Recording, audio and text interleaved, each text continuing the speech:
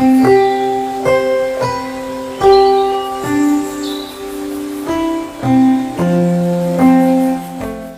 Viewers, आज हम बात करेंगे प्रोस्टेट कैंसर के बारे में। प्रोस्टेट कैंसर मेल्स में होने वाले कैंसर्स में one of the most common cancers है और ये ओल्ड एज में होता है। इसके सिम्टम्स क्या क्या हो सकते हैं? ये सिम्टम्स जो हैं ज़्यादातर वही सिम्टम्स हैं जो कि बिनाइन प्रोस्टैटिक हाइपरप्लेजिया यानी एज रिलेटेड प्रोस्टेटिक इनलार्जमेंट में हुआ करते हैं।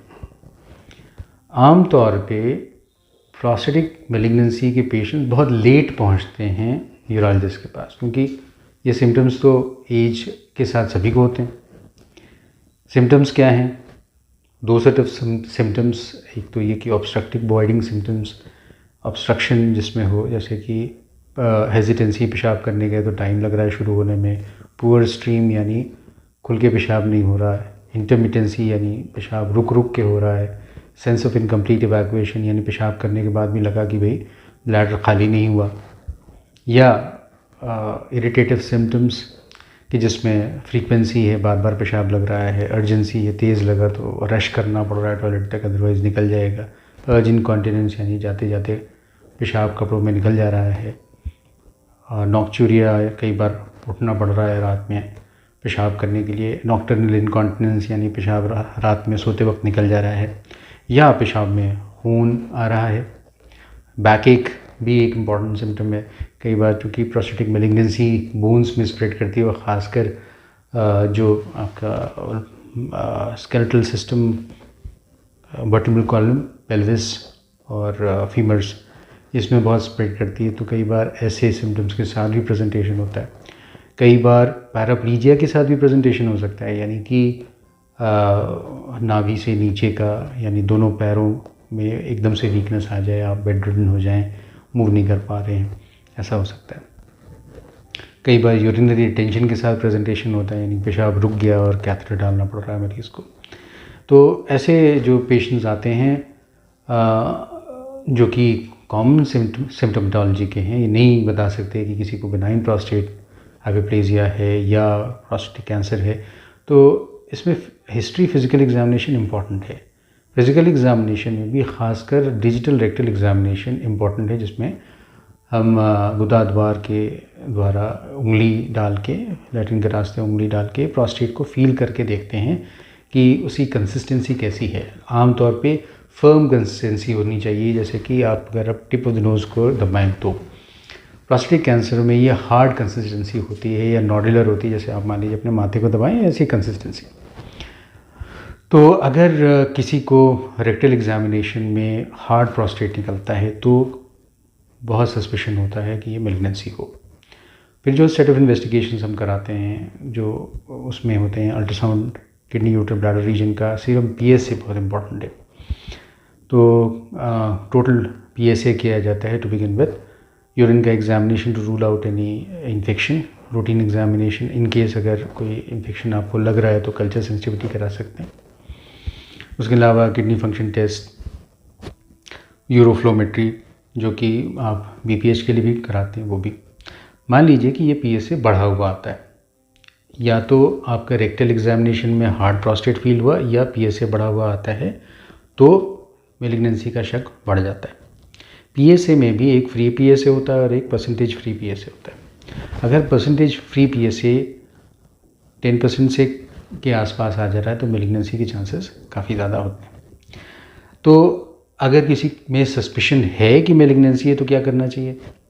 Transrectal ultrasound guided biopsy advice की जाती है ऐसे पेशेंट्स में, लेकिन उसका ये प्री रिक्विजिट है कि प्लेटलेट काउंट नॉर्मल होने चाहिए, कोई खून पतला करने की दवाइयाँ नहीं चल रही होनी चाहिए, अगर वैसी चल रही हैं तो उनको रोकना पड़ता है, PTINR नॉर्मल होना चाहिए और इन्फेक्शन नहीं होना चाहिए। तो एंटीबायोटिक की प्रेजेंस में और लैक्सेटिव दे के प्रिपेयर करके transrectal ultrasound guided 12 core biopsy होती है, और उसका नतीजा जो आता है तो उसमें देखते हैं कि भाई मेलिग्नेंसी है कि नहीं। जो भी मेलिग्नेंसी है मान लीजिए किसी को है, तो उसमें फिर ग्रेडिंग होती है, ग्लीसन्स ग्रेडिंग। तो उसमें बेस्ट ऑफ 2 स्कोर्स लिया जाता है। तो ग्लीसन ग्रेड की जो होती है grading on a scale of 10 होती है। 7 का जो स्कोर होता है 7 वो इंटरमीडिएट माना जाता है, उससे कम लो रिस्क होता है, उसके ज़्यादा जो होता है ना हाई रिस्क होता है। और ग्लीसन ग्रेड ग्रुपिंग भी की जाती है इसमें। अब मान लीजिए किसी का प्रूव हो गया बायोप्सी में कि हाँ मेलिग्नेंसी है, तो ये असेसमेंट ज़रूरी है कि ये कन्फाइंड टू द प्रोस्टेट है या स्प्रेड हो चुका है। तो उसके लिए जो असेसमेंट होता है वो आज की डेट में तो हम लोग पेट स्कैन कराते हैं, PSA में पेट स्कैन कराते हैं कि जिसमें लोकल स्प्रेड भी मालूम चल जाता है और किसी ऑर्गन में ये डिज़ीज़ गई है कि नहीं ये भी मालूम चल जाता है।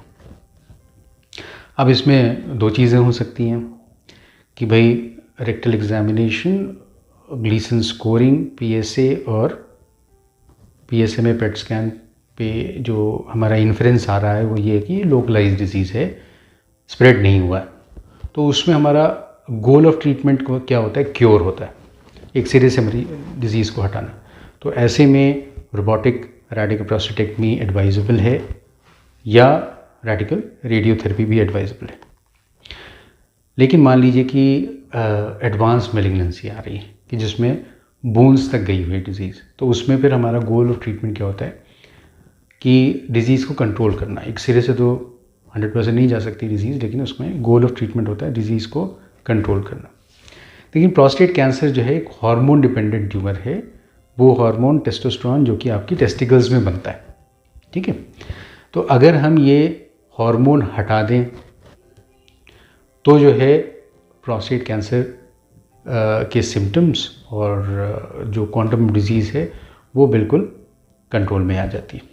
अब इसके तरीके बहुत सारे हैं, वो सर्जिकली भी रिमूव कर सकते हैं आप टेस्टिकल्स को, या एक मेडिकल कैस्ट्रेशन है जिसमें कि आप ख़ास इंजेक्शन देते हैं जो कि ब्रेन के लेवल पे ऐड करते हैं, और वो स्टिमुलस जो बन रहा है हाइपोथैलेमस से पिट्यूटरी तक जाने का, और फिर वो कि जिसमें कि टेस्टिकल्स पे ऐड करते हैं ये स्टिमुलस और टेस्टोस्टेरोन बनाता है, तो इस स्टिमुलस को कट करना पड़ता है।